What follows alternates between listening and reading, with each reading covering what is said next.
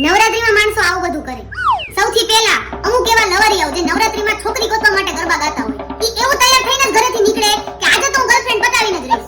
પછી અમુક એવા હોય કે જે ગરબામાં ગરબા ઓસા ગાય, રાયડું જાજી પાડે. પછી અમુક તો એવા હોય ને પતંગિયા જેવા, એવા ફેલાઈને ગરબા ગાય, હરખા ગાય નહીં, આજુબાજુ વાળાને ગાવાય નહોતી. એમને મગજમાં એવું છે સૌથી જાજા મને આવડે, સૌથી જાજા બોડી ફરતા હોય. પણ વાય વાળાનું જોવો યાર, એમની વાય મારા જેવા બિચારા છેલ્લે ઠેબા ખાતા હોય. હવે આગળ આવા ગાતા હોય એટલે મને જે હાદું આવડતું હોય ની એવું ભૂલી ગયું.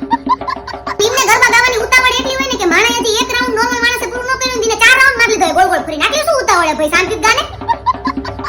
આપણા વડવાઓએ એક તાલી 3 તાલી આપણને આપી હતી. એમાંથી આ બધાએ નવું સંશોધન કર્યું, દોઢિયું. એક તાલી આગળ લેવાની, વાહે લેવાની, પછી આગળ લેવાની. ઈમાંય ધરાતા નહોતા તો ઊંધું દોઢિયું ચાલુ કર્યું. વચ્ચે માતાજીની મંડળી હોય અને ઈને ઊંધી પ્રદક્ષિણા કરે. ઊંધી પ્રદક્ષિણા કોણ કરે નવરાત્રીમાં? અમે માતાજીની આરાધના કરવા માટે ગરબા ગાવ છો કે માતાજીની મંડળીની ગોળ ગોળ ફરીને તમે પ્રદક્ષિણા કરો છો? ઊંધી કરીને તમે સાબિત શું કરવા માંગો? ગાવું સીધું ગાવ ને. આવું વિચારતા મને ન આવડતું એટલે બોલું. મને નથી આવડતું, મારે શીખવું નથી. હું ઊંધા ગરબા નહીં ગાઉં, હું સીધા જ ગઈશ. બસ નવી કેટલી સ્ટાઈલો નીકળી, મંડળી નાન તેન પોપટીયું નાન તે. એલા યાર હાદું ગાવ ને યાર. આમાં હાદું બિચારાને આવડતું હોય ને એ બધા જોઈને ડિમોટિવેટ થઈ જાય. આ બધા ગાયમાં આપણે ક્યાં જઈ ગાવા? હે તમે પાર્ટી પ્લોટમાં જતા હોય ને તમે કંઈક ફેશન કરો અલગ વસ્તુ છે, પણ મારી એવી વિનંતી છે કે તમે તમારી શેરીમાં જે મંડળી થતી હોય ને અહીંયા 5 રાઉન્ડ મારો બસ જાઓ. આચા ભગવાન અહીંયા હું તમને કોને દેખાડવા જાઉં?